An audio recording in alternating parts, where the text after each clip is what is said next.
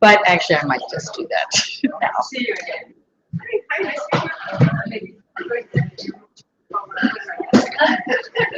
Bonjour à tous. Good afternoon.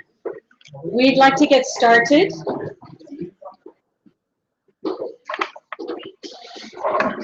Please note, if this is your first strategic debate, we have simultaneous interpretation.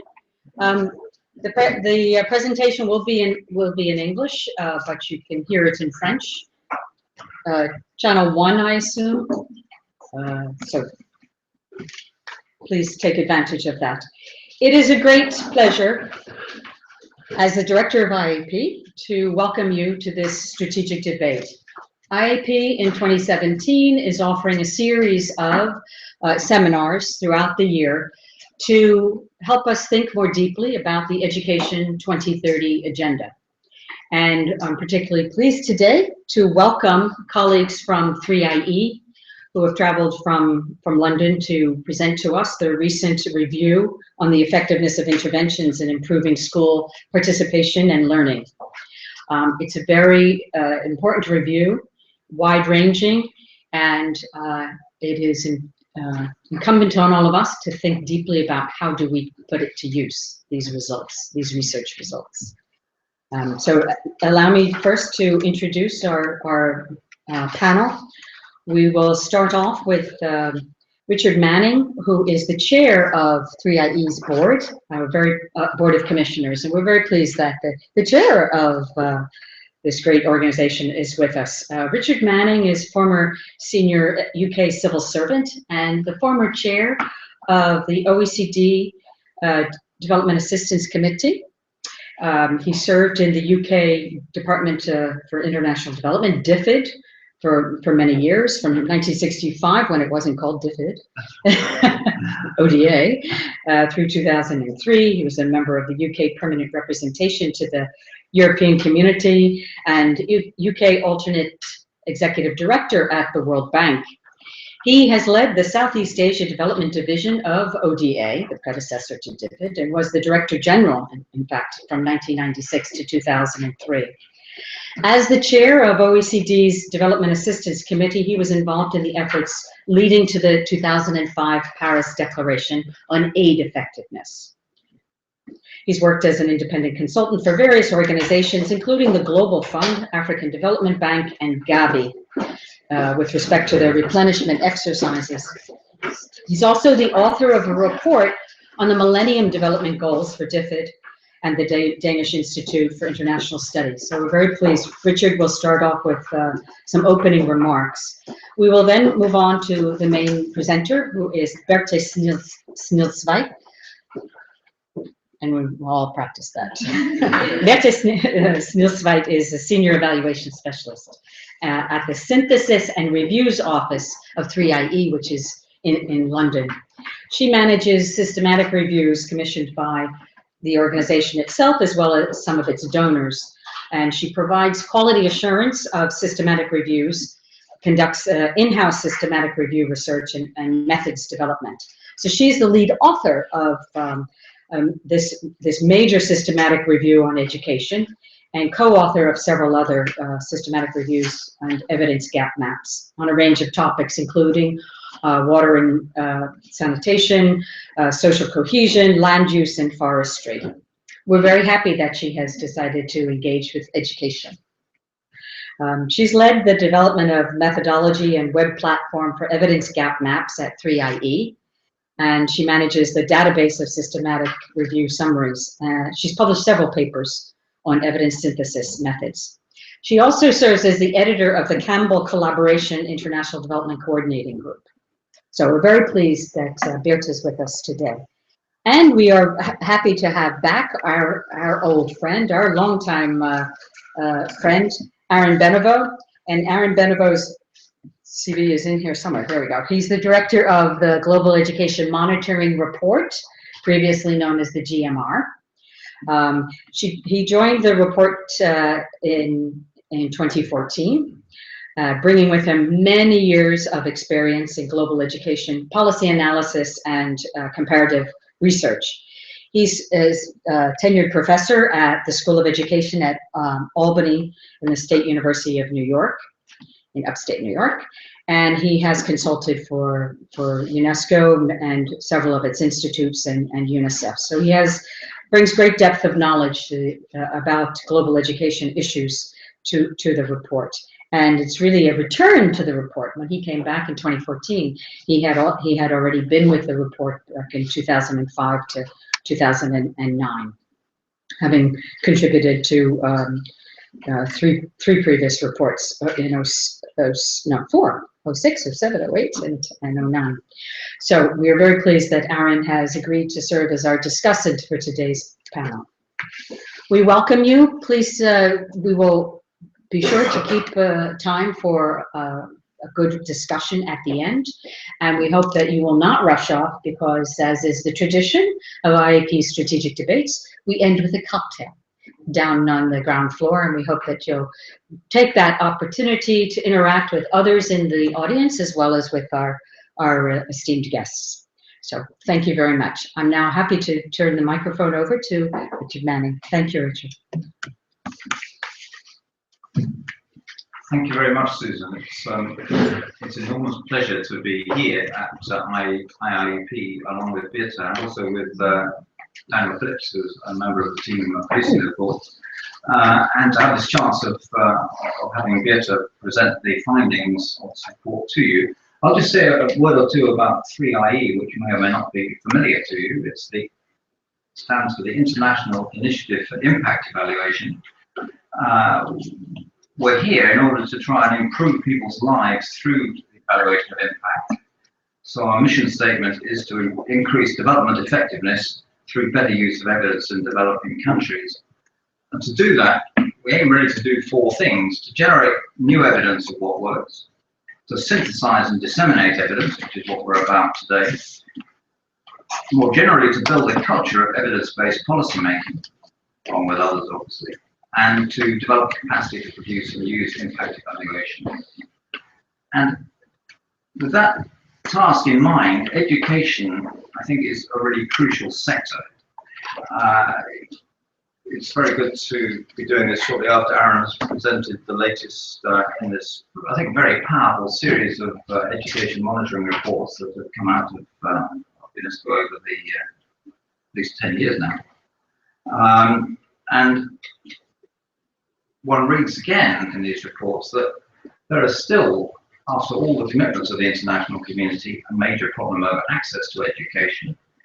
And as we all know, there are major problems over education outcomes. And for that reason, it does seem a crucial sector where building, synthesizing, and disseminating evidence is really vital.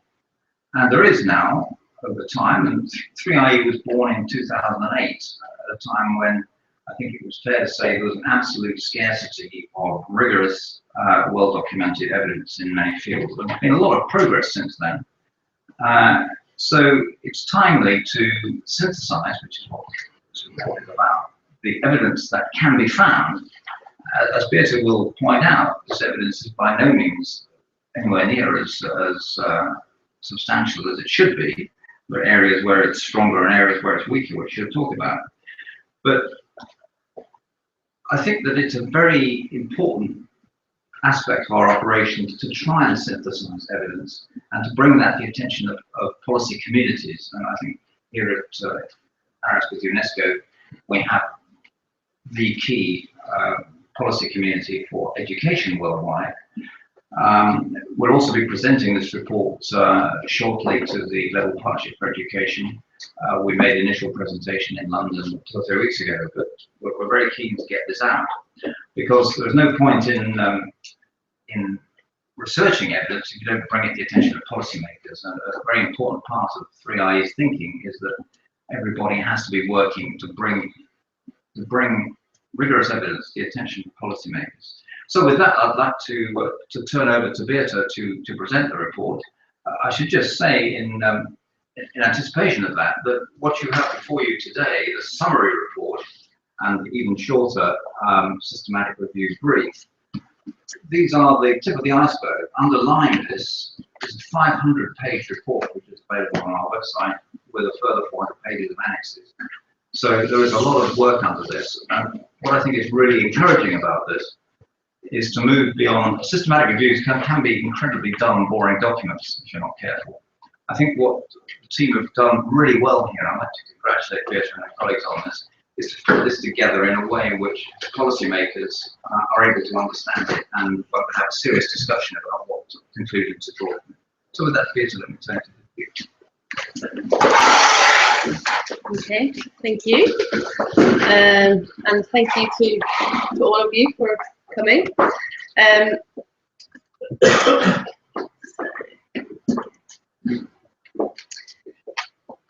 So I guess considering where we are, maybe I don't need to provide that much of an introduction for why education is important, but I think it's useful to kind of help set the context and the context which we're driving this work. So we know that education is essential for the development of people and the development of countries.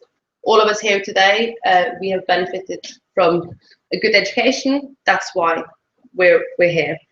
And we know that for countries, education contributes to economic growth. It helps reduce poverty, reduce inequality. So really,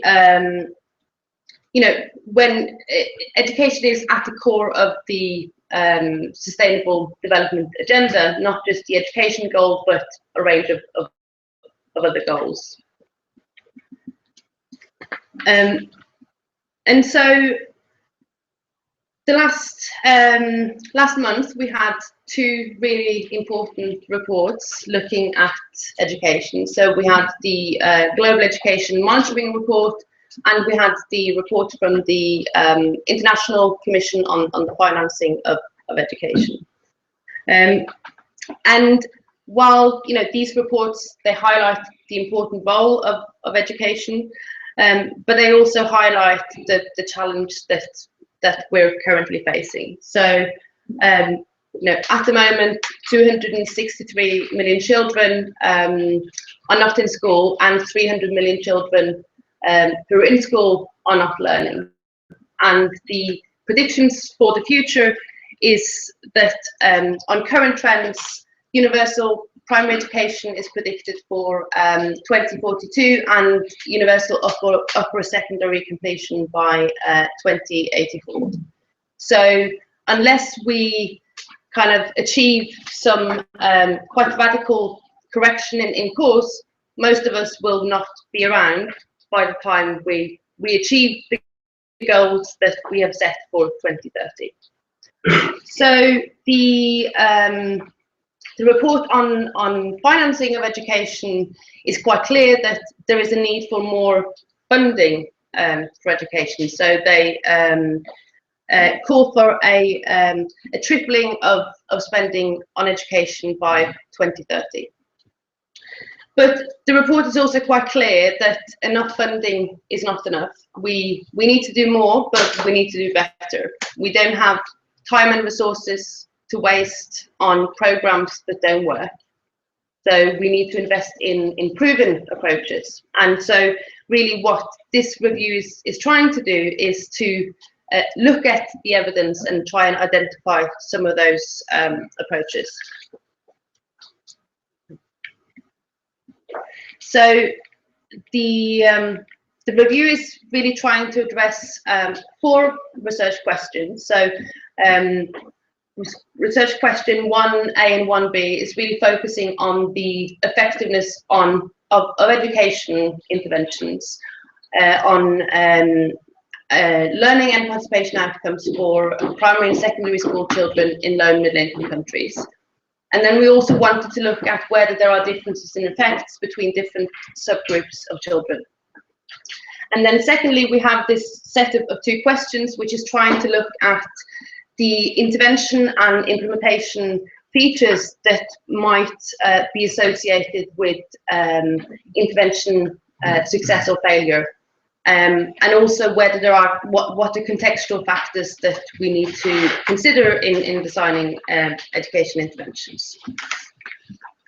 So often when we present systematic reviews, we're being told that we shouldn't really talk too much about the methods, but I figured that this is a quite technically savvy gathering. So I'm just going to tell you a little bit about what we did to get to what you see in the report. So we did a systematic review of the evidence, and for those of you who are not familiar with systematic reviews, really the idea is that it's a filtering of existing research to identify the best quality evidence and to provide a synthesis of what the findings from a range of individual studies tells us about the balance of evidence in terms of whether programs work or not, and in terms of kind of implementation features. And so it follows a fairly kind of set procedures. So you set some quite clear inclusion criteria before you start, and you do a very broad search of existing research, and then we do a critical appraisal of all studies, and systematically extract data and synthesize that data. And so I guess, so typically reviews look at intervention effects. What we're finding, based on having done quite a few reviews in the area of international development, is that often we want also to know more about what is driving the effect. So we did a mixed method systematic review where we included both impact evaluations, but also looked at more qualitative and process evidence to try and address the secondary research questions. So we used statistical meta-analysis and narrative synthesis to try and bring that together. And so in terms of the scope of our review, so we know that children's learning is influenced by a range of different factors, from things like nutrition. So if children are hungry when they come to school, they're less able to concentrate and learn. If they come to school and there are no teachers, or the teachers are not properly trained, they're not going to learn. If they are from families where finances is a constraint, they might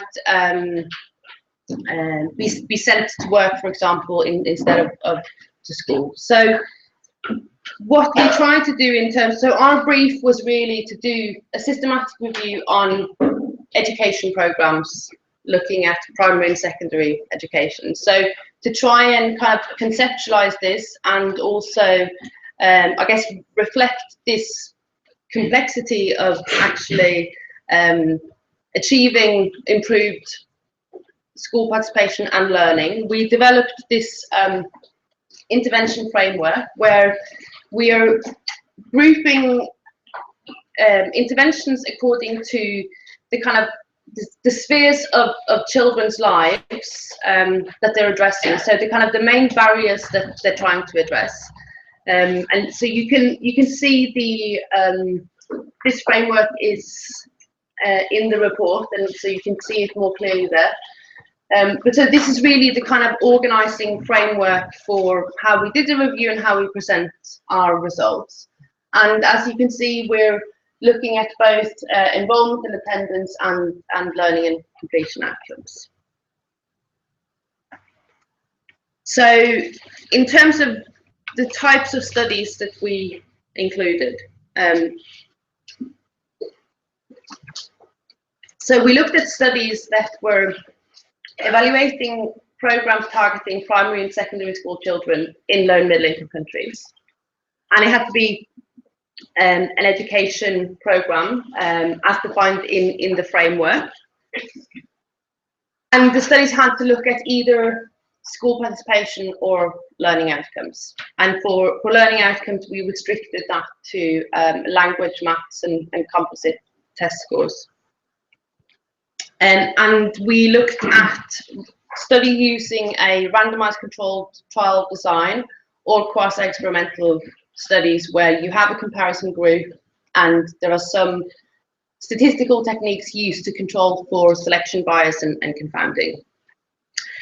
But then to try and address the secondary research question, which for those of you who are familiar with impact evaluations, you might know that often the information about intervention design and process evaluations are not always included in impact evaluations. So we did this when we have identified our impact evaluations that were includable according to our criteria. We did a targeted search where we wrote to the authors of the primary studies, we wrote to the implementing agencies, we looked for associated qualitative studies to try and address a broad range of questions, and also to try and have just clear descriptions of the programs and the contexts where the programs were implemented. So this is just a graphic showing what the scale of what we went through. So we started with around 80,000 citations, which we then kind of sifted through down to around 2,000 papers. By looking at the titles and abstracts, it looked like maybe they were relevant. So we screened the full text of 2,000 papers, and then that took us down to 238 studies, which we included, corresponding to 216 different programs, because there are some programs like Progressor, for example, where there are a lot of studies that have been conducted. And so I guess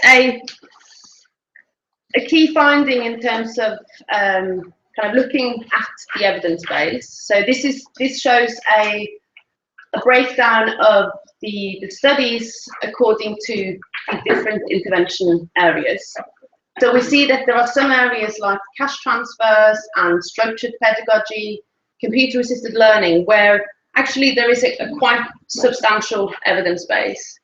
But for a range of other program areas, including program areas where a lot of resources are being directed to, we're simply not able to conclude anything about effectiveness because the evidence base is so limited. So whilst on the face of it, 238 studies, that sounds quite a lot, and for most systematic reviews, that's a lot of studies included. But when you consider the scope of what we looked for, so the broad range, we looked at over 20 different programs across 7 different outcomes in a very broad range of countries. So actually 238 studies isn't really that much. So this doesn't mean that we shouldn't be directing resources to programs without proven effectiveness. But I think what it does mean is that if we're going to invest our resources in programs, in proven approaches, then we need to also invest in including impact evaluations when we roll out programs where the effects are unknown. We also find, so the studies were conducted in 52 different countries, so a quite broad spread of countries, as you can see here. And so the region with the largest number of studies is Latin America, followed by Sub-Saharan Africa. But you can also see that within the regions, the coverage of studies is quite uneven, and that there are large countries or countries with relatively large populations like Bangladesh, Nigeria, and Indonesia, where we identified few or no studies. So, but then there are countries like Kenya and Mexico where there are actually quite a lot of research being done. So in terms of thinking about investments for the future, we need to try and diversify where studies are conducted, so that we know more about the generalizability of findings. Thank you. So, in terms of the kind of the substance of our results, so I guess one encouraging finding is that looking across all of these studies, kind of if we synthesize the results of all the studies, we find that overall these programs have improved relative to business as usual. So that's a quite encouraging finding. But then kind of drilling a bit deeper, we find that actually programs typically improve either school participation outcomes or learning outcomes. And so there are a couple exceptions to this. So school feeding programs, we find that particularly in contexts where there is low rates of school attendance and where malnutrition is a problem, we find that school feeding programs can be promising for improving both school participation and children's learning. And we also find the same for community-based monitoring programs. The evidence suggests that they're promising. So that means that there is some uncertainty, but in some contexts, they've improved both types of outcomes.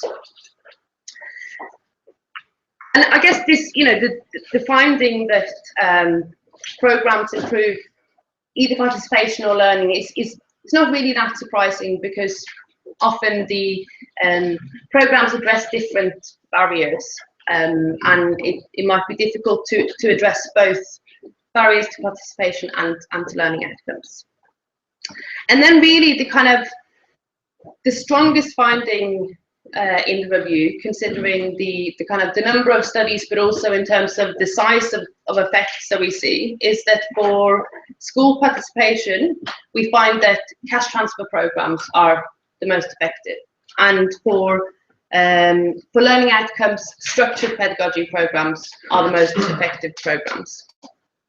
So looking at these results in a bit more detail, so I'm sure that you're all quite familiar with cash transfer programs. They started in Latin America and have become quite popular and widespread across most regions.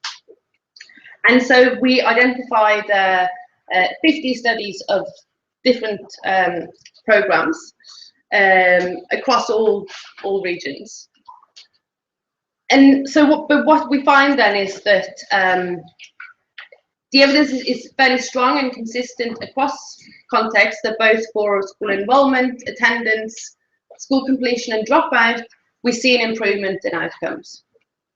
But then looking at learning outcomes, whilst that there are a few exceptions, in most cases cash transfer programs do not improve learning outcomes.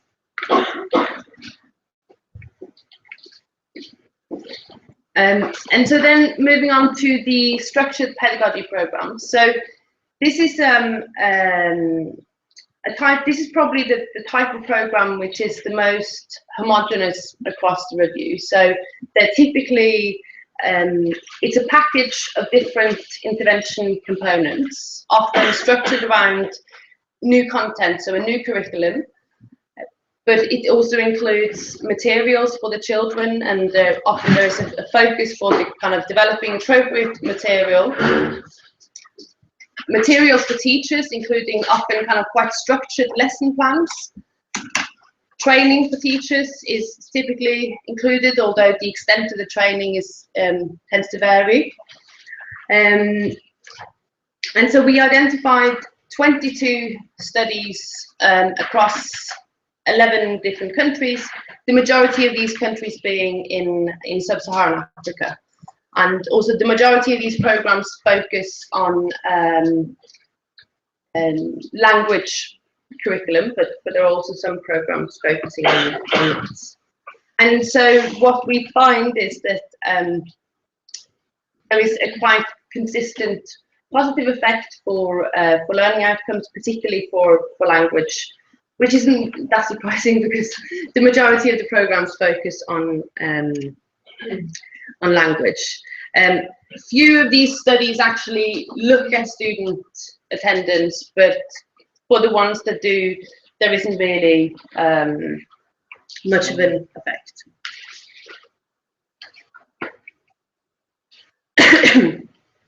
So why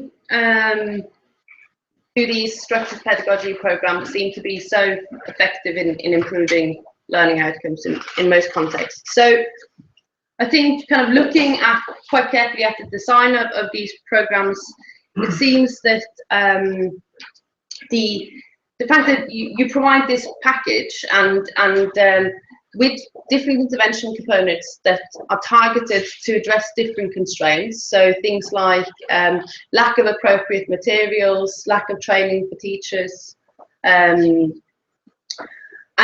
have components that address these barriers. And we also see actually there are examples. So there was one study from Uganda where they tried out different types of this package. One was implemented by an NGO, and it was more of a high-cost version. And then there was another version which was implemented through the government, where it was a low-cost version. So, for example, things like materials were not included in the to the same extent in the lower-cost version. And so what the researchers found was that for the high cost version, there was quite large positive effect on children's reading and literacy outcomes. Whereas for the low cost version, actually for some outcomes, there was a negative effect. And so what they suggest and what they found kind of looking at it in a bit more detail was that, so one of the types of material that was not included in the low-cost version was small kind of blackboards for the kids to practice writing on. And so what then happened was, and they assumed that there would be exercise books that the children could use instead to practice, but actually that was not the case. So what the teachers would do would be that either they would focus on the easier parts of the curriculum, or they would do kind of air writing. So the children didn't actually get the same practice. And so, so that suggests that actually the getting it right in terms of providing this package is quite important. And also, it's just as with cash transfer programs, this is an example of a program which has a quite short causal chain. So it's trying to address the more directly the barriers to children's learning by focusing on what is happening in the classroom.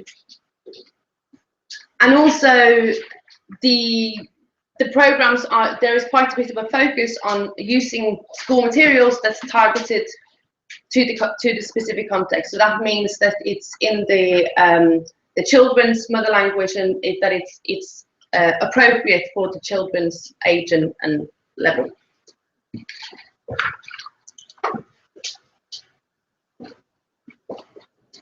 And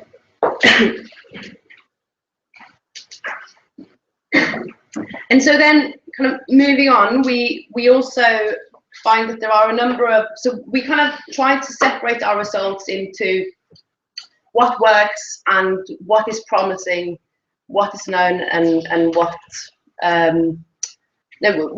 doesn't work in most contexts. So I've already mentioned the school feeding and community-based monitoring, which is promising for improving both participation and learning outcomes. And then there are a range of other programs where we conclude it's promising, but we need more research to confirm whether the effects that we see can be replicated in different contexts. So for participation, we find that both new schools and infrastructure, so that includes both building schools, and also there are a couple of studies of programs building toilets in schools, where we find the results suggest they're promising, particularly for girls, for improving school participation. And similarly with public-private partnerships, in particularly low-cost private schools provided in very kind of low-resource settings, the evidence suggests that they're promising for improving participation. And then for learning outcomes, there is a handful of studies looking at remedial education programs, so programs that are targeting children that might be falling behind or be particularly disadvantaged, and to provide more tailored training for those children. And the evidence suggests that actually in some contexts there's been some quite large effects on improving learning outcomes. And then similarly, there are a couple of studies looking at programs that's extending the school day, and so it's probably not very surprising that by extending the school day, children's learning is improved, but we only have a couple of studies. And then merit-based scholarships is also, that's programs giving scholarships to children attached in some way to their performance in school. And we also find evidence to suggest that they're promising in some contexts. And then we have this kind of category of programs where we conclude that they don't always work. And so that includes things like computer-assisted learning, providing materials, school-based management programs. And so we don't say that they don't work, because they do work in some contexts, but in some contexts there is no effect, and there is even examples of negative effects. So what can we learn from the programs that don't always work? So I mentioned computer-assisted learning and providing materials, and I think so. The fact that these programs don't always work doesn't mean that we shouldn't be using computers and in educating children, or that children don't need textbooks. But it means that we need to think carefully about how we design those types of programs. So in the case of textbooks, for example, overall we see no kind of improvement in learning outcomes. There aren't that many studies, but it's quite consistent. But then kind of looking in more detail on the intervention design and the process evidence, what it suggests is that in some cases the textbooks are just they're not appropriate for the children's level. Maybe they're in the children's second or third language. There was an example from, I think, Sierra Leone, where most of the books were kept in storage because the school administrators were worried that there wouldn't be a new supplier of textbooks, so they were saving the books. So, so it highlights that these types of programs need to be properly integrated within the curriculum and involve teachers and administrators in design and delivery.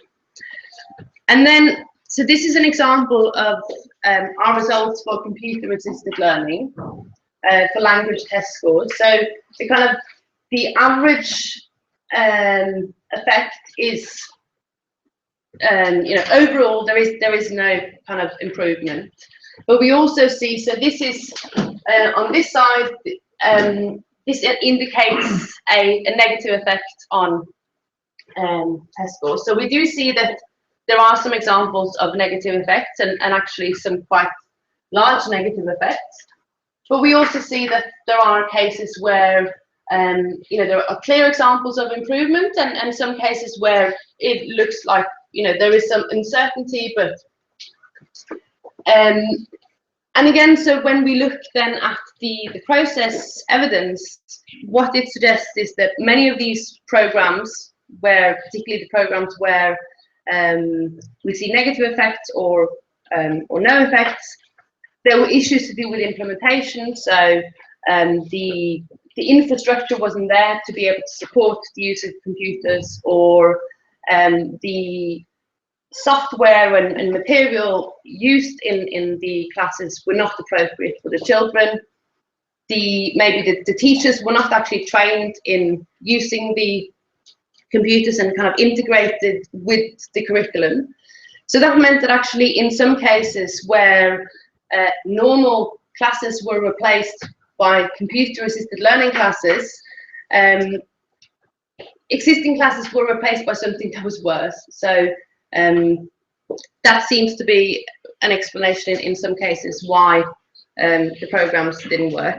And then we see in other cases where these programs have been effective, there's been kind of a tighter kind of intervention, design and implementation.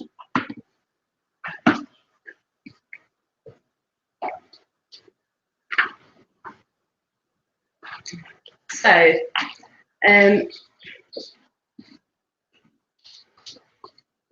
having looked across a large part of the literature looking at primary and secondary education focusing on intervention programs,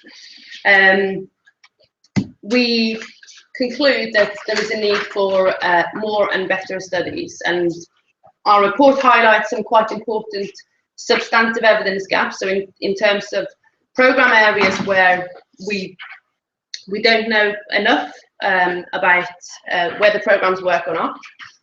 And there are also important geographical evidence gaps. So there are countries and regions like, for example, West Africa, very few studies in West Africa. And we also find, so we wanted to address this question about effects on different subgroups of children. And actually, we don't have any strong conclusions with regards to that question, because across the studies, very few studies actually do the kind of subgroup analysis that you would want to answer that question. So this is really an important evidence gap, and considering the leaving no one behind goal, this is really an important area for new research. And we also think that so not just more studies, but better studies. So that means studies that are using mixed methods to assess not just whether a program works, but look at process and implementation, so that we can more easily get information about which can help us explain results, and which is also more useful for them informing practice. It also means studies that look at costs. So actually we wanted to do a cost effectiveness analysis, and we've started kind of trying to gather some cost data, but it's very challenging because most studies don't look at it. So you have to kind of extrapolate and make a lot of assumptions. So really, this is an important evidence gap. And we also found that many of the studies are limited by poor reporting by researchers. So really, it's important that both people who fund research, but also doers of research, make sure that there is clear reporting of intervention design. What did you plan to do and what happened? Context, what's the age group of and characteristics of the children included in your programs, and the statistical details, of course, that you need to be able to calculate effect sizes. So, and I guess, so finally, in terms of funding for research, so funding for education research is it's a small fraction of what we spend on programs. So really, we think that it's important to use a bit more of the resources going into education to actually figure out what is the best way of spending existing resources, and what are the types of programs where we shouldn't be spending our money. And so from this big review, what can we learn in terms of how we get from a learning crisis to a learning generation? So for those of you who are education experts, I guess it comes as no surprise that there is no magic bullet. One program does not address and improve all outcomes, and so we see that, as I mentioned, that programs typically improve learning or participation, but not both. So that means that in many contexts where there are challenges both in getting kids to school and making sure they learn when they're there, it means that actually we need to have programs that address multiple barriers at the same time. And finally, intervention strategies need to be designed to the challenges of the local context, and that means both to address the main problems, but also to consider the capacity of the education system to actually implement programs. So to conclude, for us, this review is not an academic exercise, and we think it's great to be here with you today to present our results, and we hope that you want to work with us to make sure that this review is widely disseminated and used in the most productive way. Thank you.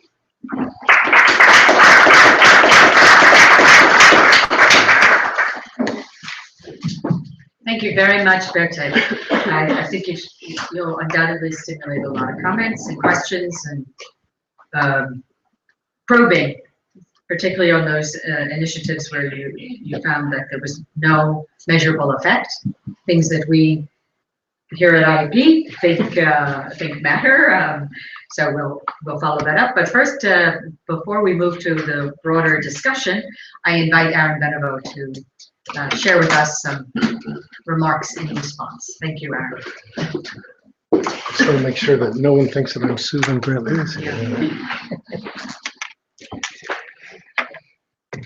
So,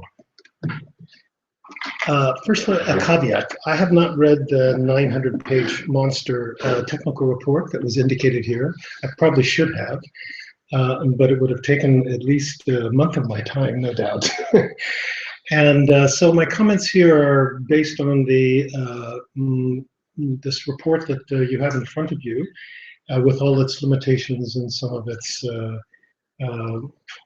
the fact that it doesn't cover everything that the larger technical report most likely did.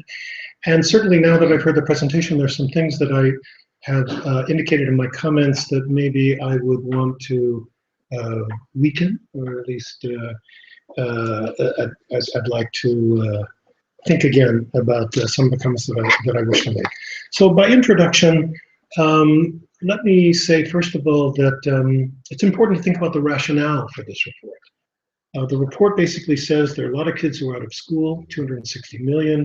There's a global learning crisis. There's all kinds of stylized facts that the GEM report and the Learning Generation report last year have indicated about the learning crisis. And certainly if we're to achieve universal primary and secondary education by 2030, the argument is that current funding levels, both domestic and external aid, are inadequate, especially in low and middle income countries. It's important to maybe bracket and say that this rationale doesn't necessarily look enough at domestic household expenditures on education, which in many ways do make up a large proportion of overall expenditure on education, and it might change a little bit the rationale. So then the argument then goes, given that funding is constrained, both at the domestic and the international level, the funds that should be spent on interventions and programs should be those that are most likely to have a significant impact on various kinds of educational outcomes, whether it be in terms of educational attainment, completion, enrollment, or with respect to learning. So there's a very clear need to discern which interventions and programs are more or less effective and make decisions accordingly. Now there could be other rationales, and I want us to keep that in mind. The one point that I would make about this rationale, and that I think was also made by Birgit later on, is that The education programs and interventions that are reviewed in this report have very different costs associated with them. Some are very expensive, like school feeding, cash transfers, removing user fees, and others are fairly cheap. For example, providing information to children and parents, community-based monitoring, school-based management, relatively cheaper. Some involve recurrent costs every year. Some, such as remedial education, school-based health programs. Other interventions are one-off costs. So if you improve the infrastructure, if you build another school, if you build latrines, certainly need some money to maintain them, but these are not the same as some of the recurrent costs. Even language-specific materials are more one-off cost types of interventions. So if we're to make smart investment decisions in education, due to the inadequate amount of government expenditure that's available, we certainly need more information about cost per intervention and the relative effectiveness. Another way of saying, we need information about the value for money of each intervention relative to its impact. So I think this is recognized. I think the point has already been stated, how difficult it is to, but I think that we do need to extrapolate or at least begin to make some estimates because there are very different scales here. Another point that another question I'd like to raise as part of an introduction here is to what extent does this review, at least as the way it's currently designed, represent the forces impacting the 539 million children currently enrolled at the primary level in all 136 lower and middle income countries. This review, as we've heard, examined evidence from 238 studies that make reference to 216 unique interventions and programs, which according to the review reached 16 million children in 52 lower and middle income countries. These are actually very big numbers, no doubt. But if we ask about how representative they are of the wider numbers of lower and middle income countries, it's less than 40%. And if we ask about the programs that have been reviewed and the extent to which they cover the many hundreds of millions of students at this level, it's actually a very small number. In short, even though this review is probably the most extensive that's ever been completed, there are many countries whose children either have not been studied since 1990, because that's the first point, or who have been studied but the material has not been published in accessible journals, or who have been studied and published in the language that this review did not cover. It's not clear to me, did they look at studies in French and Chinese and Arabic and some of the other languages? I would like to hear it, Spanish. And there could be those who have been studied and published in English, but the level of rigor of the study excluded it from the, and that's obviously a big point that we'll come back to here. In other words, the rigor of the study was too low for it to be included into this systematic review. But for whatever the reason is that there are studies out there that have not been included, as best as I can tell, there are many parts of the education world of low and middle income countries that are not represented in this current study beyond some of the highly populous countries that were mentioned.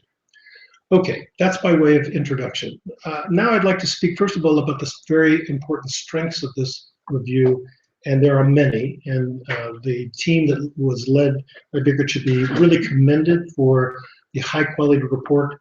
And again, I haven't seen the technical report, but certainly this succinct summary. One of the most important things is that the report elucidates a very explicit theoretical model to help us understand the different factors and relationships that are being reviewed here. That's a very key thing. This isn't just an ad hoc examination of various kinds of studies, but we start from a conceptual framework and we begin to try and disentangle the kinds of relationships that such a conceptual framework entails. And there's certainly a high level of rigor at every stage of the evaluation and review process. The decisions made by the analysts are generally transparent to the reader. Some of the ones I've already mentioned may be less clear. And the fact that they use a common platform to ensure comparability of results from an incredibly diverse range of studies is obviously a huge advantage. So the fact that they can do meta-analyses across many different studies many different parts of the world that use different kinds of research designs, a huge advantage here. The selection of high quality, mainly quantitative studies for inclusion in the review, which from time to time are complemented with qualitative studies to broaden understanding and interpretation of findings. So it's this mixed methods idea that I think is also a real plus. So it isn't just saying the quantitative studies are the only ways that we should determine, but rather there's a real honest and serious attempt to look at qualitative research, although in a very particular way, often to provide examples of and interpretations of why some findings weren't as they had been anticipated, more about the actual projects and how they could be described, and maybe some of the mechanisms that help explain a particular relationship. Whatever the use, I think it's important to use mixed methods. The only thing I would say here is that the quantitative studies, by and large, determine the big research questions that are being asked, and not the other way around.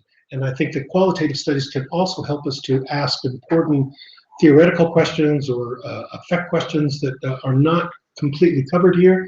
And so that would be one caveat that we have. In each area of the theoretical model, namely in relation to programs that involve children, households, schools, teachers, and systems, the review articulates the main arguments and the likely mechanisms at work.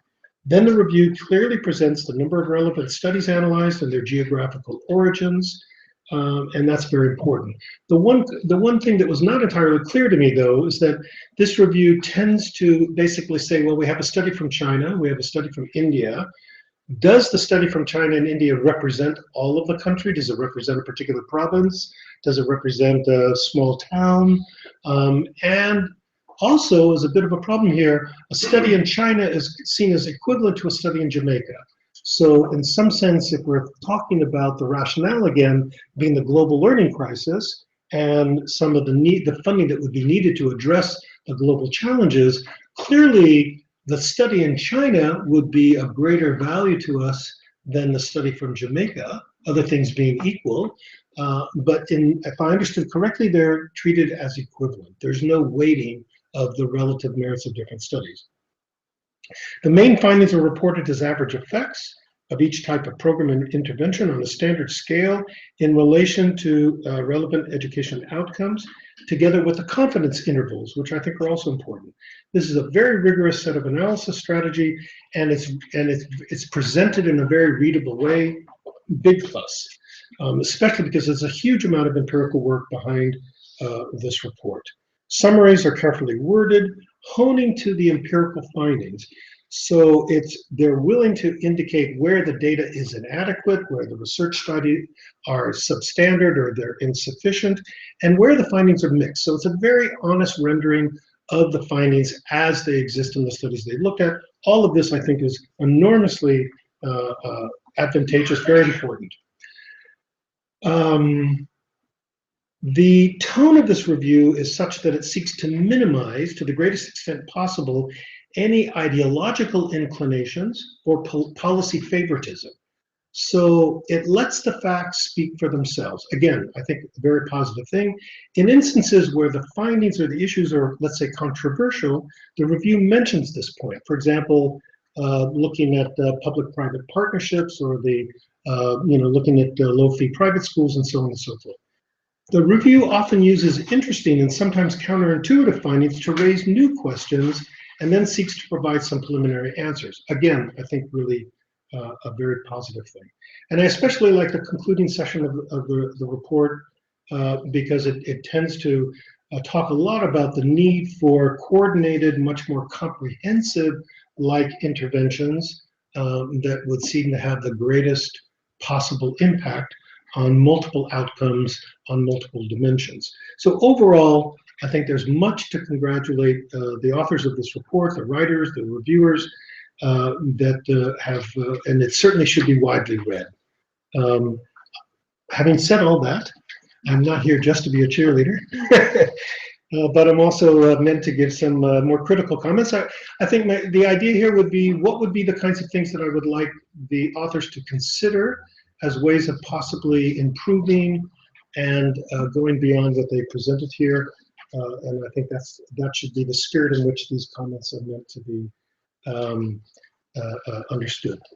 So the first question is this issue about the criteria that are used to include or exclude social science research with respect to these interventions. These are very strict criteria that were used here.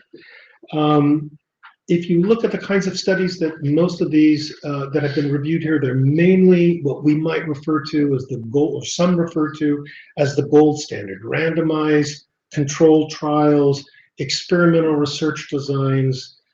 Although Birgit used the word quasi-experimental studies, it's difficult for me to see a lot of research that I'm familiar with, which is comparative education research, that might be using multiple regression techniques, multi-level, that would also maybe be longitudinal research on some of these issues.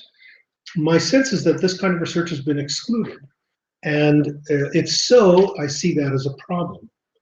In other words, there are lots of studies, in my view, probably hundreds of studies, of high quality, in my view, which have been carried out in or include data from low and middle income countries, and which look at the effects of many of the issues and factors examined in the review, but which apparently do not meet the highly restrictive standards of inclusion of this review.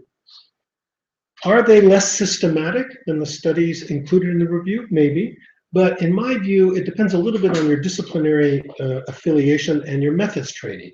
So economists of education, who are highlighted in to a great degree in the references that I looked at, might say, yes, those kinds of randomized controlled trials and other experimental research is the most systematic, and everything else leaves a bit to be desired.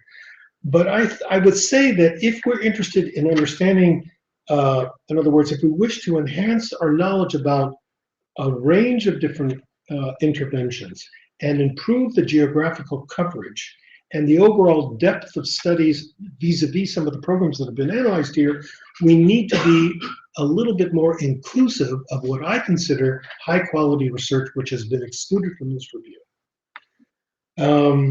Okay.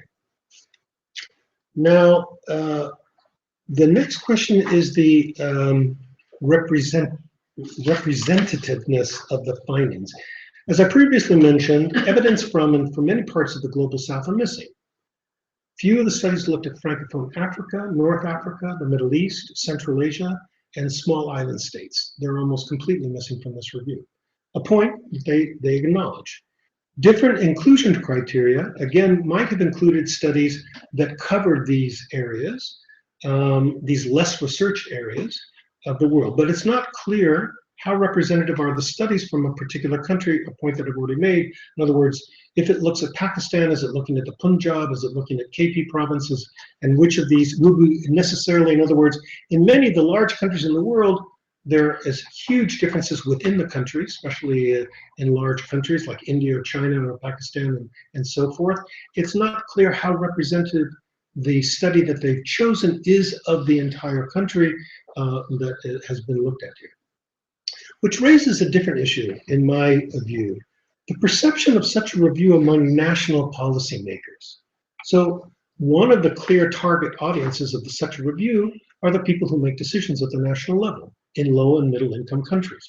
How would they perceive this kind of review? Would it be the kind of review that would sway their hearts and minds and even their decisions in such a way, and not just the donors and those who work in foundations? In other words, if we have an evidence-oriented policymaker in a low and middle income country, would they give more credence to the kind of systematic review that we have now been looking at versus, say, a locally done research that may not have been published, that was carried out by the Ministry of Education, maybe with consultants of various kinds of quality and background and expertise? Would they adopt the recommendations of this rigorous review in contrast to other recommendations that might be put forward by a locally designed research? And this is, I think, a not insignificant point, because if much of, in other words, if you look kind of carefully at also many of the issues and the programs and interventions that are highlighted in this review, it really seems to me that many of them are the ones that have been sponsored or funded by international agencies or by let's say foundations of one kind. So, in other words, many of the programs and interventions are on the agenda of the international agencies or among the donors or among some of the major NGOs, but do they necessarily reflect the concerns of national and local policymakers? A question. In fact, you could say that rigorous selection criteria employed privileges those studies that were funded and sponsored by international foundations and agencies because they can meet that level of rigor that is needed to be included in such a review. But if we think, and this is one of the reasons for the strategic debate, that the 2030 Sustainable Development Agenda is a country-owned and country-driven agenda, then there needs to be much more attention to the national policymaker concerns in such reviews. In other words, it would have been useful, for example, to know, are the same programs and interventions that are highlighted here also the ones that national policymakers would have privileged or prioritized if asked? Not clear to me. And if there isn't a kind of country buy-in to this kind of recommendations that have been put forward based on this rigorous review, then you know, there's an issue here of it's a wonderful review, but the sustainability of a country, let's say, adopting some of the recommendations might be very tenuous and may not be sustained over time. So if we're thinking about kind of the future of the kinds of programs and interventions that would be most likely to get country buy-in and country ownership, you know, what kind of information do we need to provide? The next point that I want to make is something with respect to the politics of education interventions. This review tends to depoliticize what in many low and middle income countries are highly political and politicized decisions. Altering the language of instruction or the language of instructional materials may be justified based on rigorous research, but this issue has a long and contested history in many of the multilingual low and middle income countries, which are the focus of this report's attention. This is not the same as saying that some interventions are controversial, like the expansion of low-fee private schools through partnerships, which is controversial among the international agencies and some of the other foundations. Rather, it's to point out that many interventions involve coming to terms with major political forces in many of these countries, like teacher unions, like opposition parties, like persons and companies who wish to profit from a government decision in education. So by not considering some of the politics of these interventions and depoliticizing, I don't think it gives us all the information that we would need, because some of the interventions, I think, are much more political than others, or more problematic in the eyes of, let's say, organized opposition groups in some of the countries, if ministries of education were to adopt them in their countries.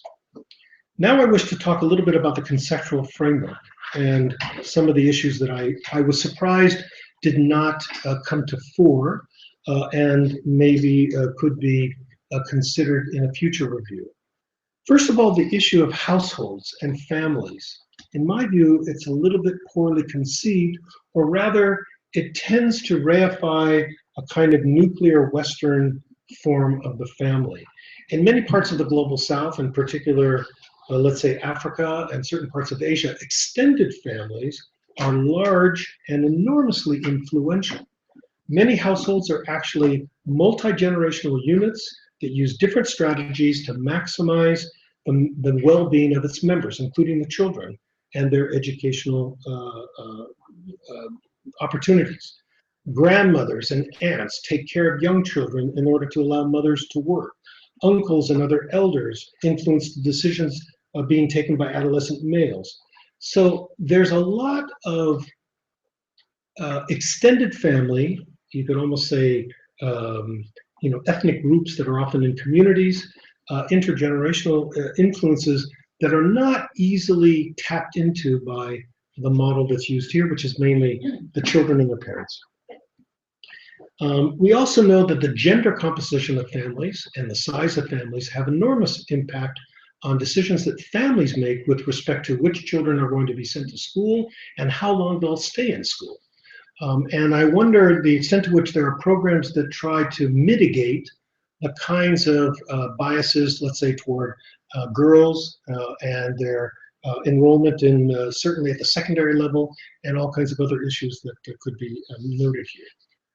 The other thing about families that I think is missing in this particular review is that they aren't just economic units, they're also creators of cultural capital.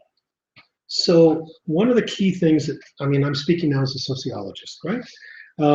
Many of the programs that I'm familiar with discuss the importance of mothers who read to their children, that talk about books that are available for children to read in the household, that talk about how parents can play with their children in order to develop their cognitive capacities. These kind of interventions, I think, are fairly widespread in many different places, and I was surprised that there was little attention given to, let's call it, the more cultural dimensions of familyhood or household life.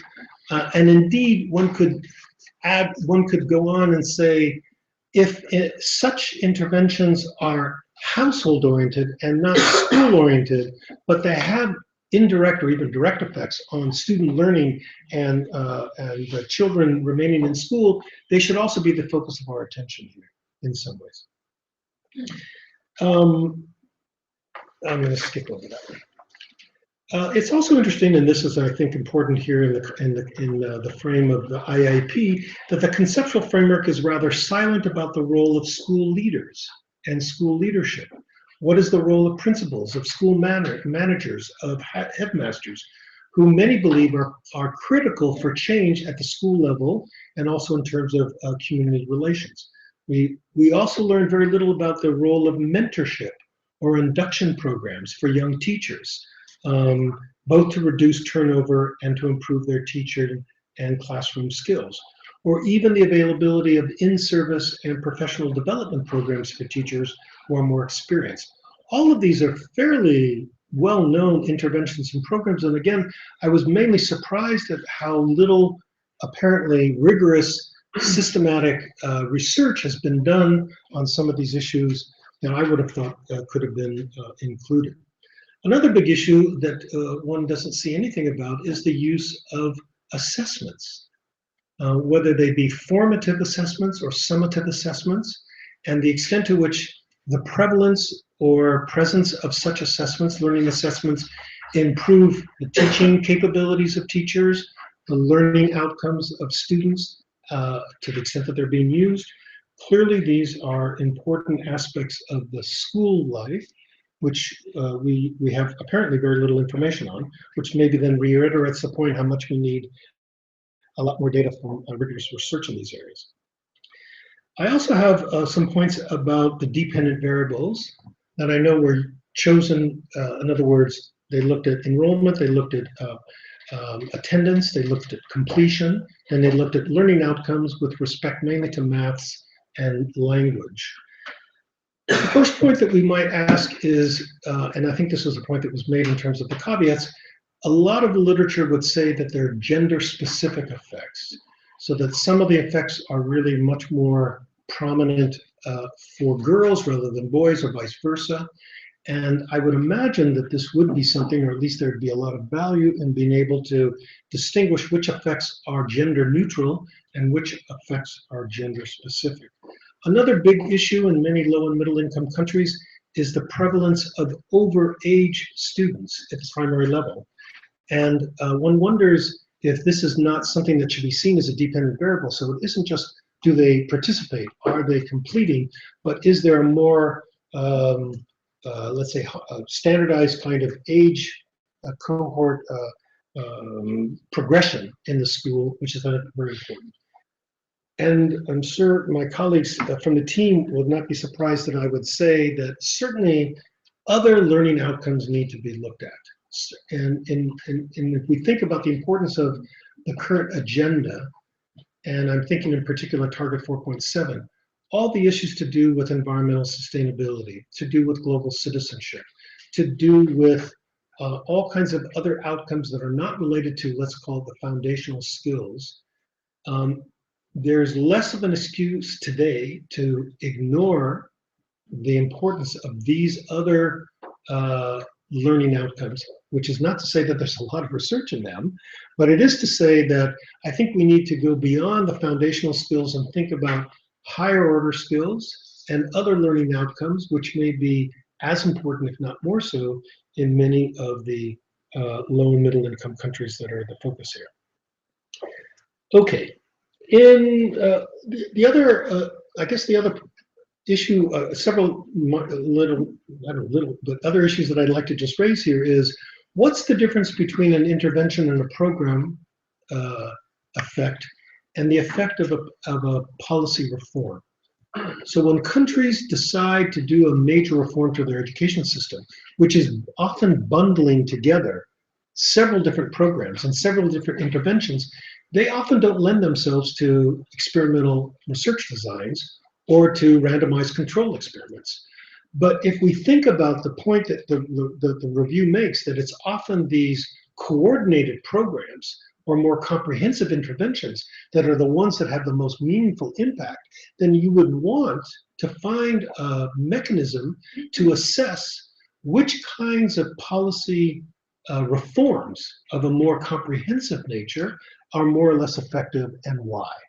And in other words, the bundling of what kinds of interventions in a broader policy reform, a major one, would address the multiple constraints at different levels that children face in the kind of educational outcomes that we're interested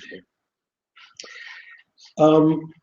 Two last comments. One, that there is a tendency increasingly to think that learning is more important than attending or completion.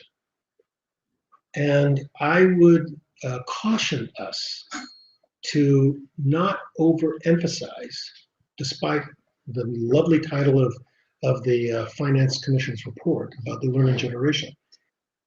There is an enormous amount of research that shows that those people who acquire more years of schooling have different attitudes, behave differently, have different values, and it's unrelated to how well they did on their test scores when they were in school.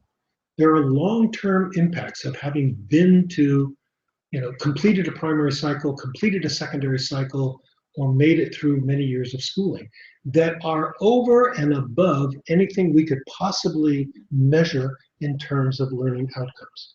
So while learning is important, don't get me wrong, it tends to show a very kind of short-term impact about how well kids do in test scores.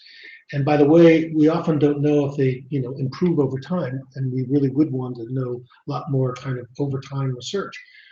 But completion of the secondary level, as we've shown in our report and many other people have shown, has really enormous impacts on young people and adults over the course of their lives, which is unrelated to how much they may or may not have internalized learning that they, or learning environments that they were exposed to in school. Which is another way of saying that if we compare the way we do analysis in the health sector to the way that we compare the analysis we do in the education sector, they are different. One of the reasons there's no magic bullets in education is because education effects take time to boil to the surface often.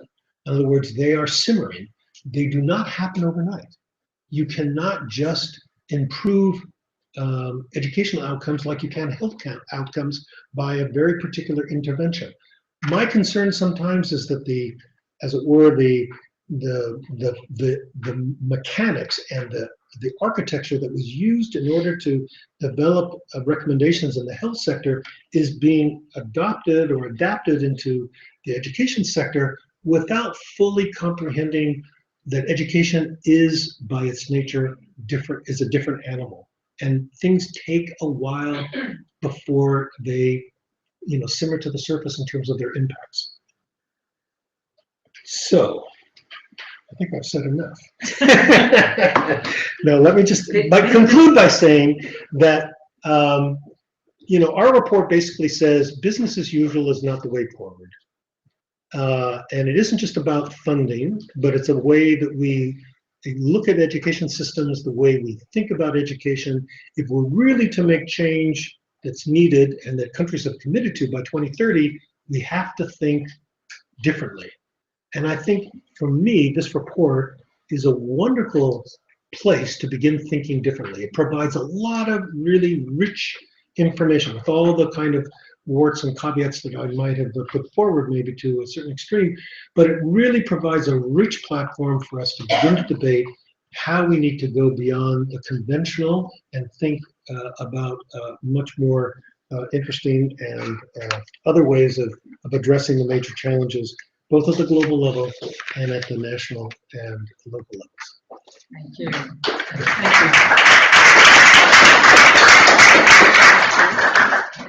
Thank you very much, Aaron.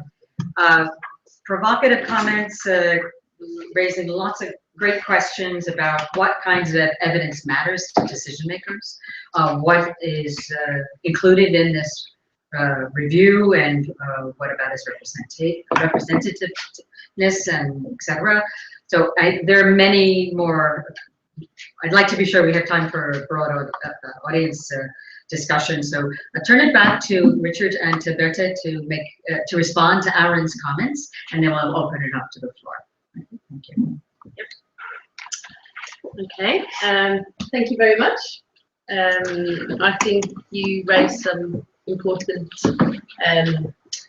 issues.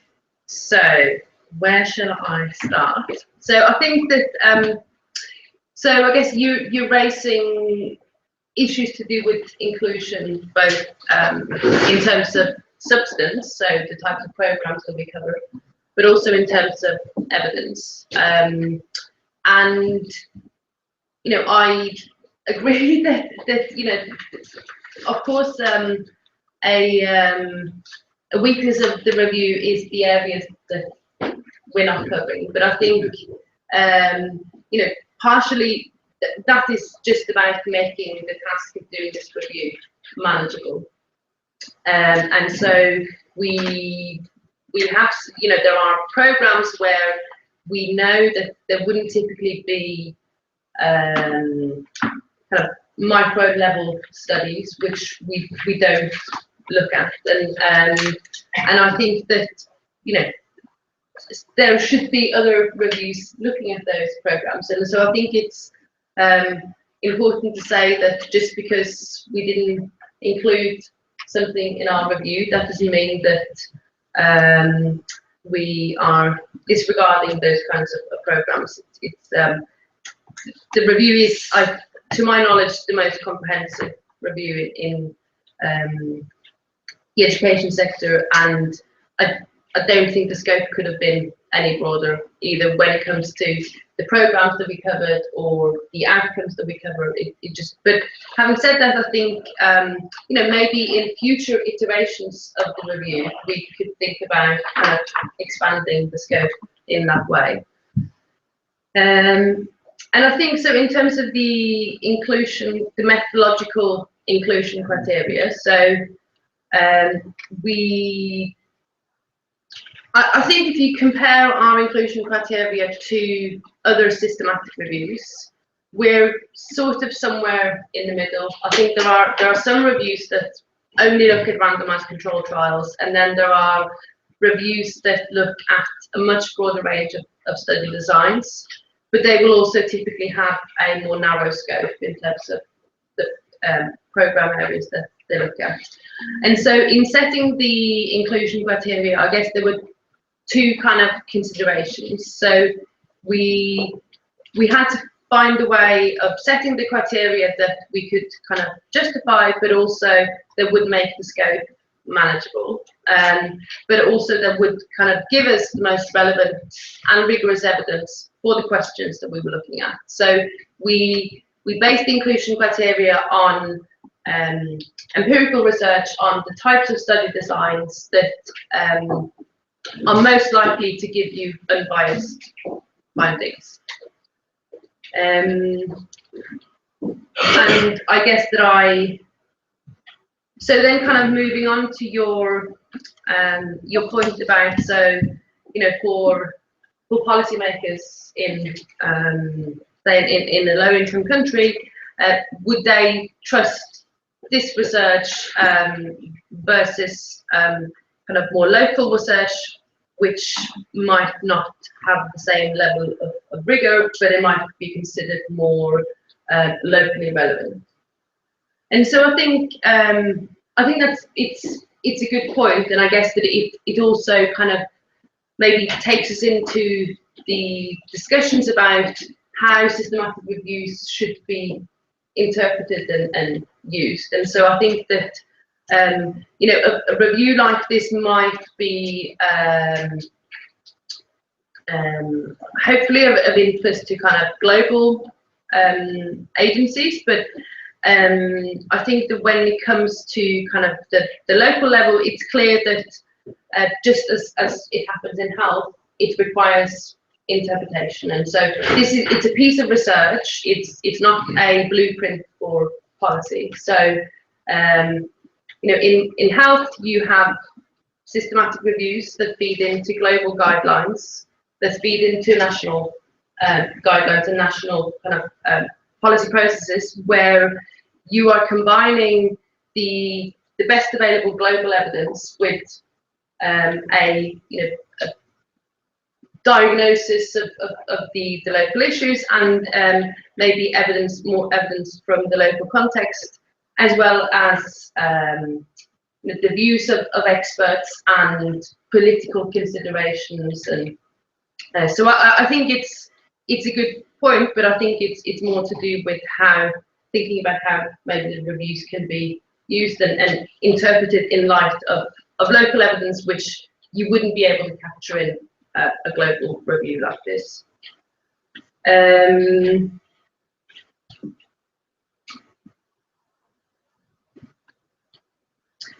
Yeah, I think I'll stop there for now, and then maybe Richard. Do you want just to add on the point about which language? Oh, yes.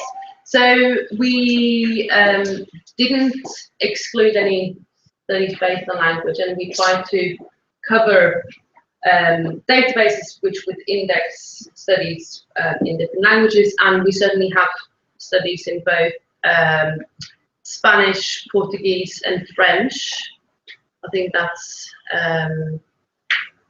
it. But so we have tried to get as many of these studies as possible, just as we have tried to get as many of the unpublished studies as possible. So studies in the grey literature, where they might be more difficult to find. So yeah.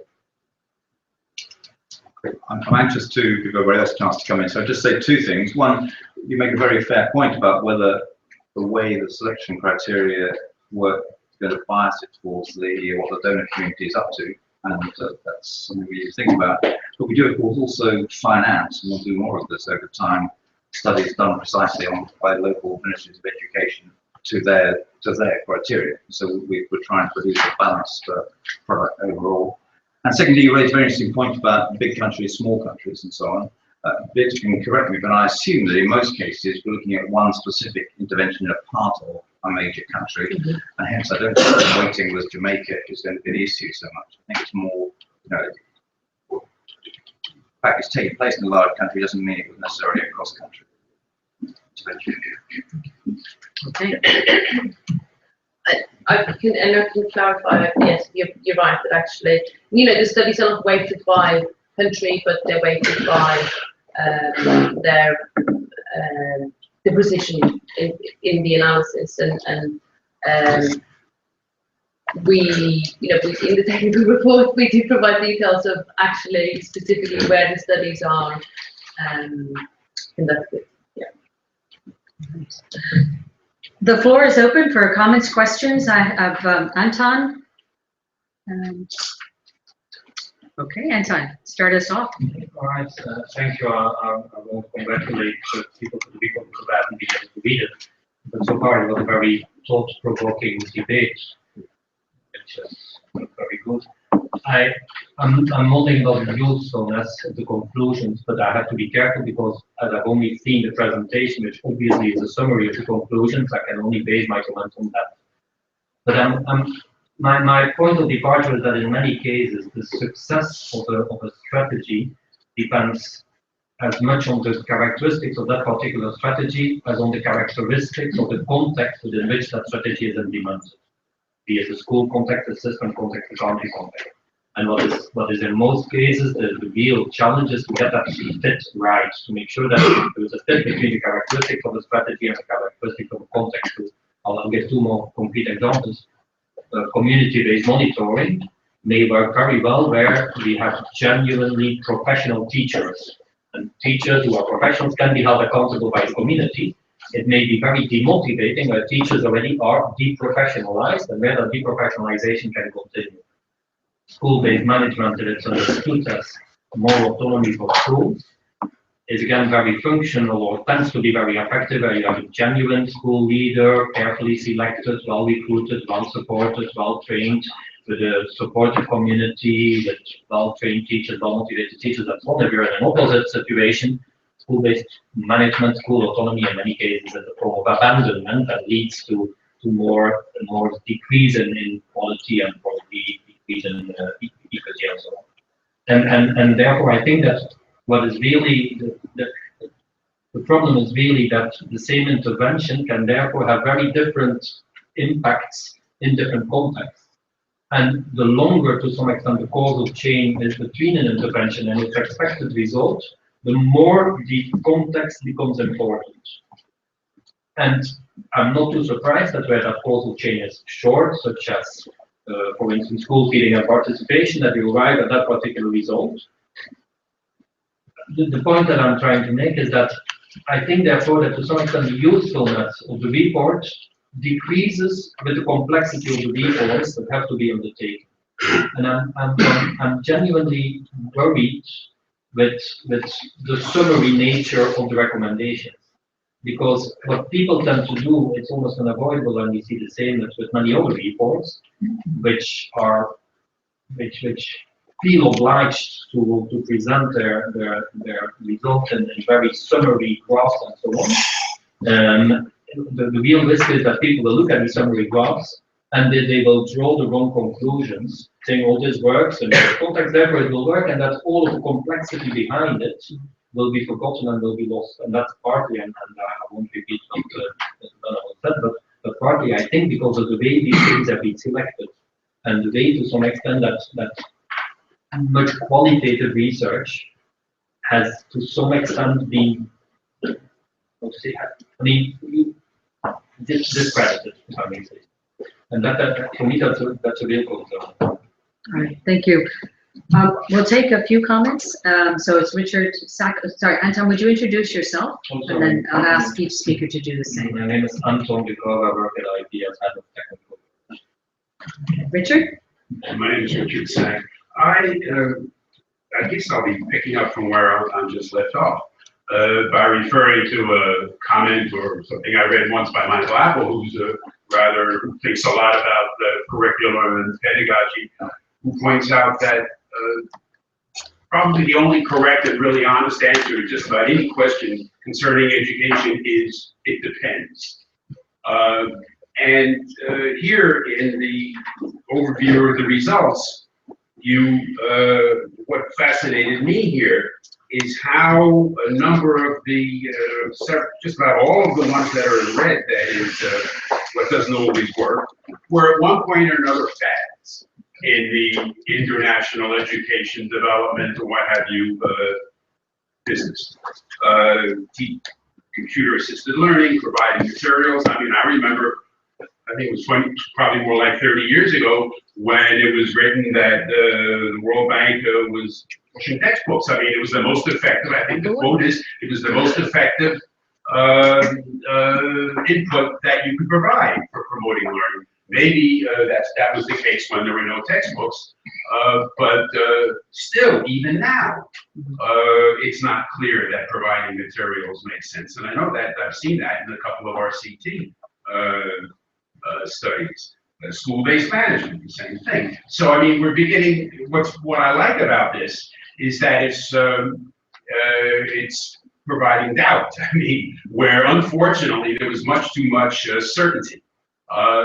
And from that point of view, I think this could be very useful, especially to sort of segue or morph into the points that both Aaron and Anka and you alluded to, is the importance of locally based approaches. But my problem with this type of research is the green areas, what works in most contexts, is that this might be taken as truth by agencies or people who are, where they're not willing to invest a fair amount of time and a fair amount of resources upstream before the intervention.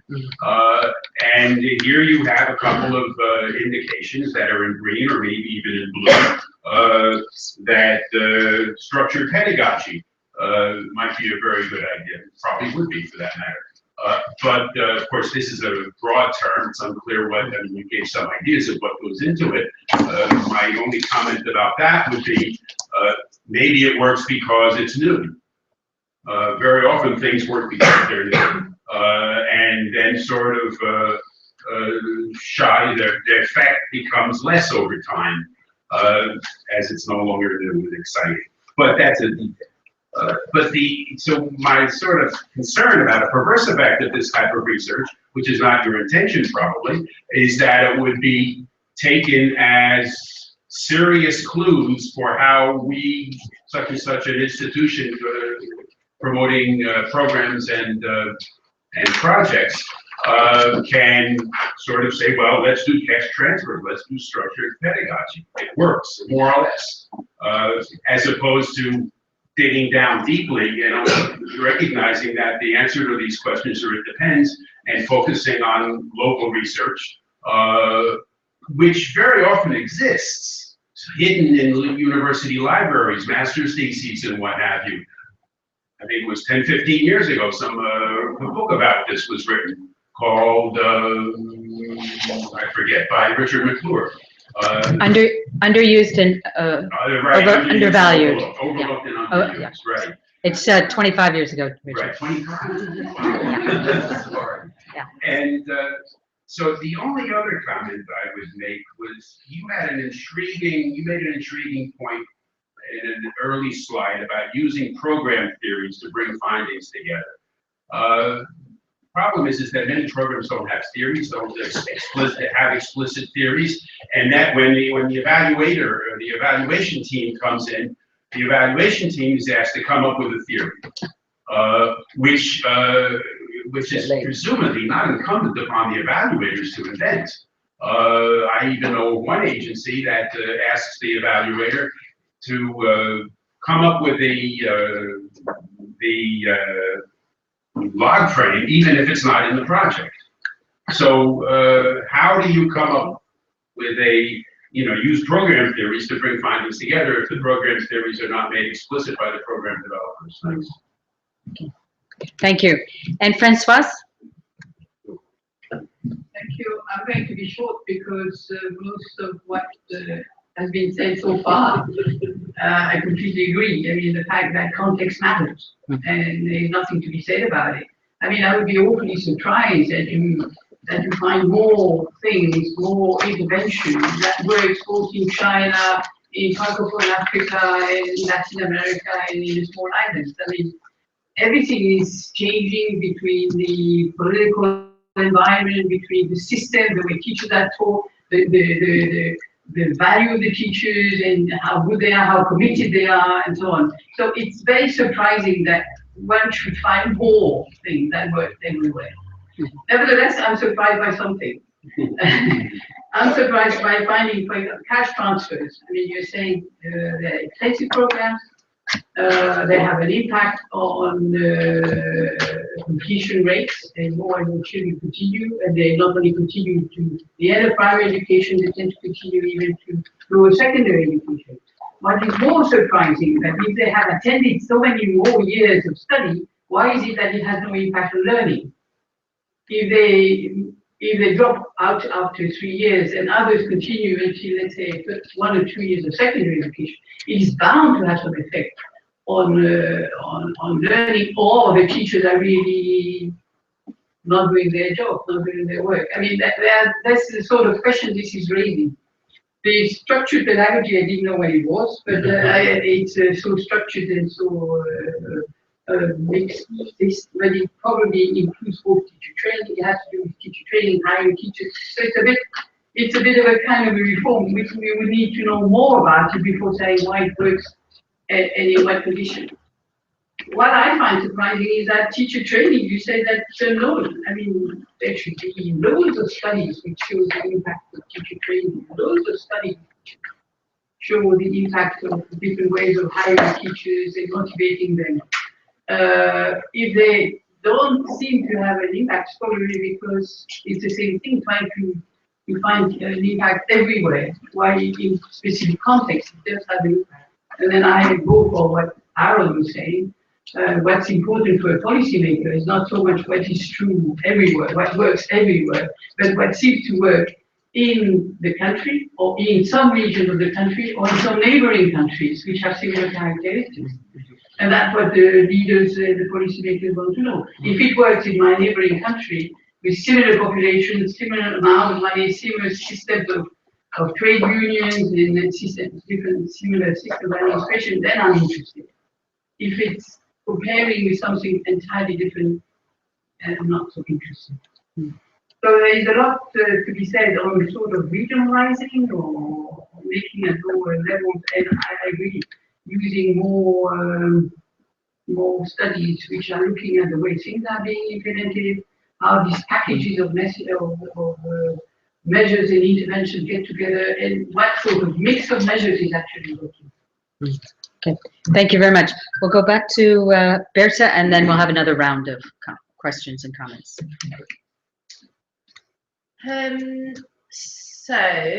Thank you for your comments. So I guess that yes, you're right about the importance of context, and we do try to be quite careful in our reports in terms of how we present the findings. Of course, there is always a danger that people are going to, and you will see obviously in the report there is more detail from what I presented here, and I guess there is a danger that people will oversimplify or what we're finding, but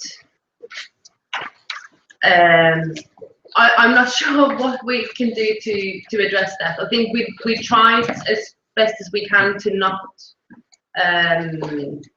facilitate that to large extent, and I think you will see in our final chapter one, several of the kind of cross-cutting lessons they are to do with kind of the importance of context, which we see across programs, both in terms of interpreting actually what works, but also the importance of designing programs from the outset according to the local context. And I agree that when a global review like this, it is one input, I hope, and I hope that it can be a useful input also to national policy processes, even if it's not the only input, and that there will be a need to supplement with more local studies. So the point about cash transfers, so I think I guess there are a couple of possible explanations that we offer. So I guess first of all, cash transfer programs don't address any kind of limitations at the school level. So you might actually have a situation where if there is an increase of the number of kids going to school, the quality of what is of schooling might actually decrease because you have a large number of children, and so in most of the cases there is no kind of attempt to address that, and I guess if the existing kind of provision is very poor, then you might not expect that it will have an effect on learning outcomes. So about teacher training, so there are some of the studies that have elements of, or some of the programs rather, that have elements of teacher training. So for example, the structured pedagogy programs, there is an element of teacher training, but it's training teachers in a very specific topic, which is delivering the curriculum that's being rolled out as part of the program. There are we found some studies looking at hiring of teachers and different teacher incentives, but there is such a broad range of different programs, and so we don't kind of come up with any overall conclusions. Yeah. Yes, please, go ahead. Just a very brief one. I think you said, Aaron, about the absence of in-service teacher training. It's also important. I think it comes very much into what Peter's just saying. Maybe we language. And I have one other point of enormous substance which I thought.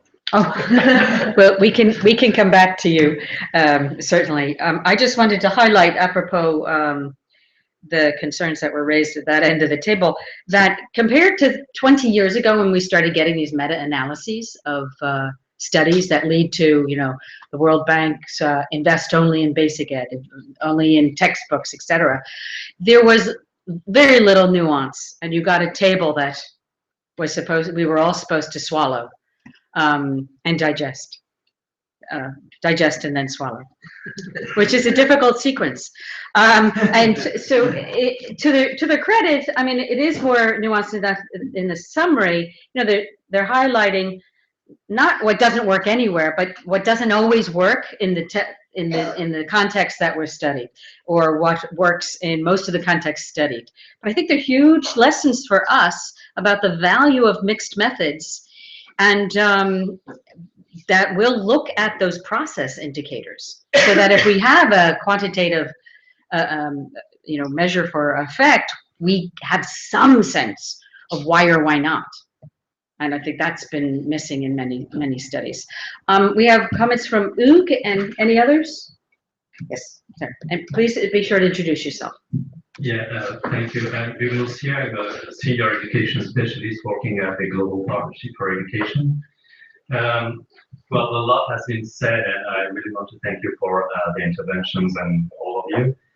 Just one thing about the dissemination of these kind of reports, probably because of everybody said that the context and the features that really belong to programs are so interesting. It could be good also not only to know what works in terms of outcomes, but also in what particular contexts are seem to be the most appropriate for things that work, especially in terms maybe of the number of years that are more appropriate for a particular intervention, the political economy, whether it's implemented by the government, it's a policy reform, or just an outside external intervention. So these kind of features we think to be more appropriate for a particular success or achievement.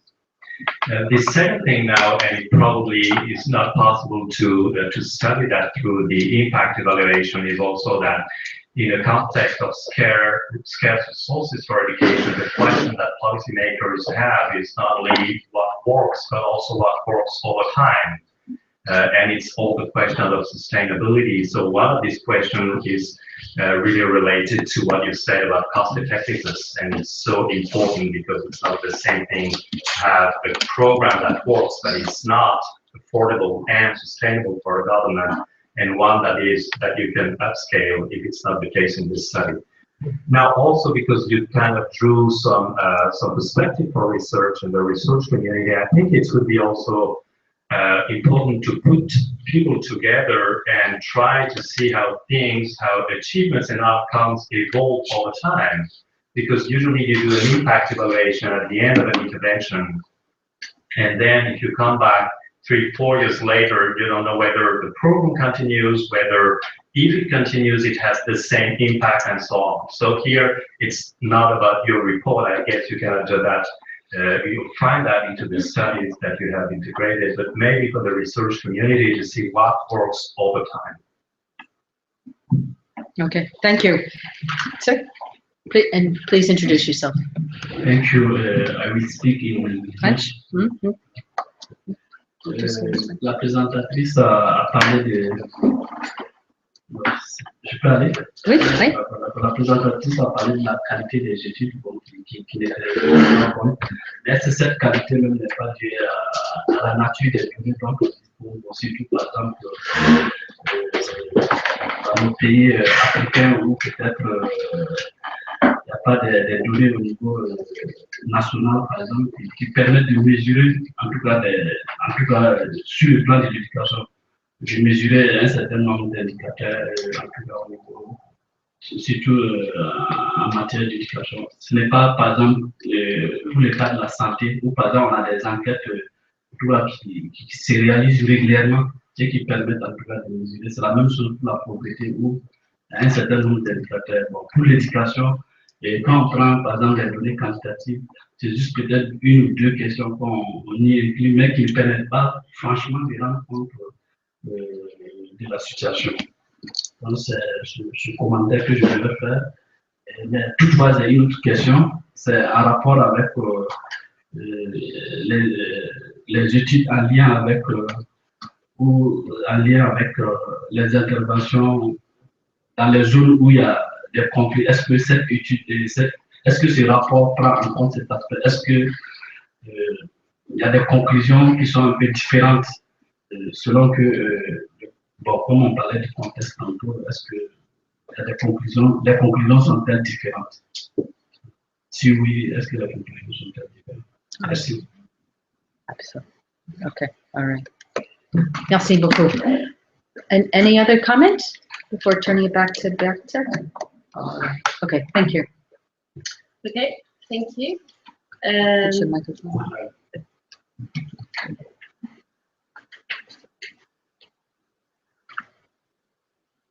So maybe I'll start with the last point. So I think we have some studies from more post-conflict settings, but by design, we excluded kind of purely kind of refugee context, for example, so refugee camps, etc. So I think that this is an area where I think there isn't a lot of studies, and I guess that we also know that generally, just not just in education, but kind of beyond, this is it's a context where it's difficult to do research, and so there is a lack of it. And I agree with your point about the lack of just available data. This is an issue, and also we find, as I said, a lack of impact evaluations, and so this is 3IE is doing some work in Benin, trying to actually do some impact evaluations in the field of education, and also working with other countries in the region. So that's at least some work that we have ongoing to try and address the gap.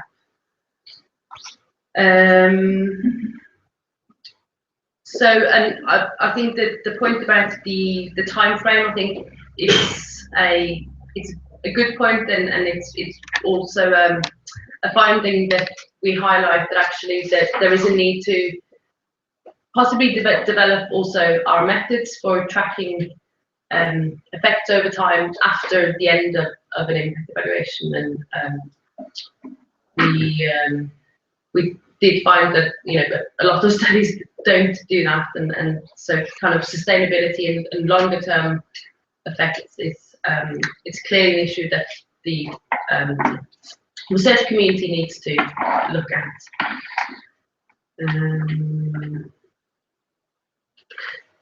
So I don't think there were any other questions, but there was a question from the previous round that I noticed that I've missed. So in terms of the question on program theories, so what we tried to do, and I think that I agree with what you're saying, and we find that actually most of the evaluations, they're not theory-based evaluations. They use, they don't necessarily refer to a program theory, but so what we're doing because we want to try and find a way of bringing together the quantitative and the qualitative evidence, and to try and structure our analysis, and that's why we use the program theories. So we will try to kind of read broadly around the theoretical literature and policy literature on an intervention area, and we construct, they're fairly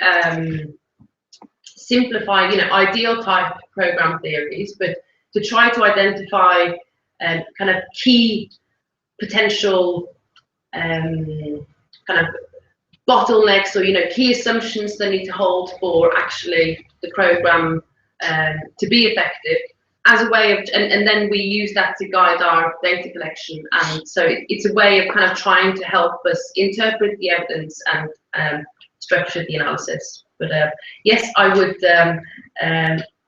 It would be nice if both programs and evaluations used program theories to a greater extent. Okay. And Richard, do you want to have a word? And then we'll go back to Aaron and Beatrice eloquently answered the thing I forgot to say earlier, so I'll leave that. I think just reflecting on this discussion, I mean, it makes the point that I think we're well aware of, that there's a significant difference between your typical health intervention, where this pill will do well or badly out of this pill, and it's rather easy to measure that and has a very wide generalizability, versus an education intervention, whereas all of you have said context matters a lot. I wouldn't want to take your argument saying it isn't worthwhile looking across the world at what seems to be working in, probably speaking, relatively weak institutional environments. But I very much take your point that very often the most persuasive and the thing that simplifies the context problem is when you're looking at a set of relatively comparable studies in a relatively homogeneous area. I mean, again, with any homogeneous area, everybody will tell you it's different, but it's a bit easier. I think the difficulty we face pragmatically is that there aren't enough studies to do that for most of these areas. So I think that this is a kind of way of bringing information into a manageable form, which either somebody who's not any sense an evaluation expert can kind of make sense of, with the health warnings that are in the report about not jumping to conclusions because of this. I mean, you saw the little plot about how ICT works, computer works, and you saw that in some of the cases it worked okay. That might be China as opposed to Burkina, I don't know, but I mean, there's, context clearly does mean that, but it's enough to make me think, well, if I'm an administrator, I'm going to think twice before agreeing to some attempt to put in computers with no training and the rest of it attached to it, which is the message I get from this report. And I don't think that's stupid. So I think there's a lot of value in this, without at this stage of being able to go to the level you're inviting us to go to say, well, what works in the Pacific or what works in Francophone. Thank you. Thank you. And if you're the Peruvian minister, you really better look, because there were 3 interventions for Peru, and they had vastly different results. And you wrote the report. Yes, Aaron? So I'd like to contribute 2 other ways of looking at this review. As somebody who's been involved in preparing 6 different global monitor reports in the field of education, we do a lot of synthesis of research on many of the topics that are discussed here in this report. There are people here in the room that have been involved in major surveys of literature around many of the issues that have been discussed here. And I would go, it was interesting for me as I read through the report to see, as best as I could remember, that many of the conclusions that we arrived at using less rigorous methods were fairly well aligned with the ones that came out in the report, which made me feel good about the reports that I was involved in. Having said that, I think that you note at the beginning that there have been other quote unquote rigorous reviews of literature.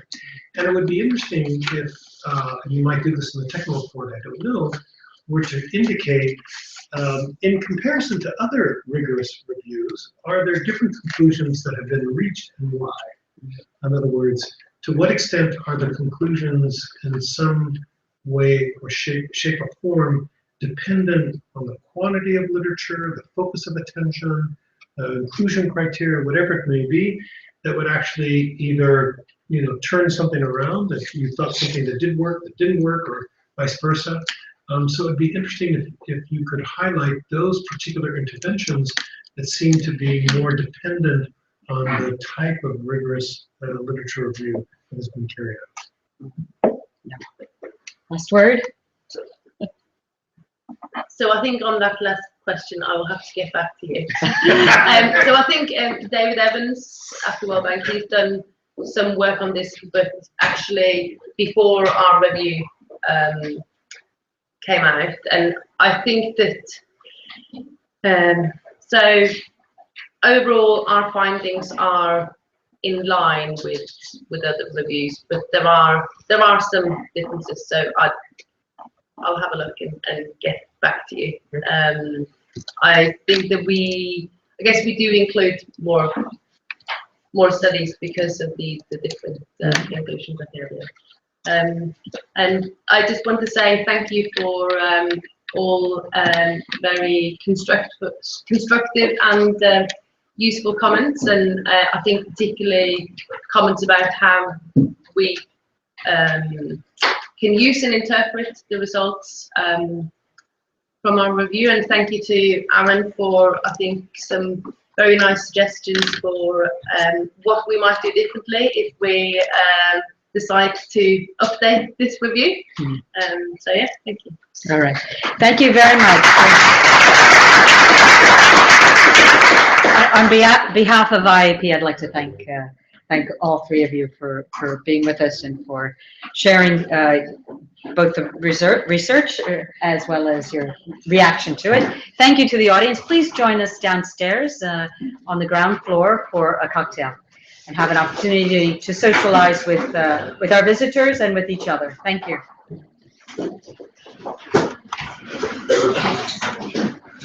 The summary doesn't have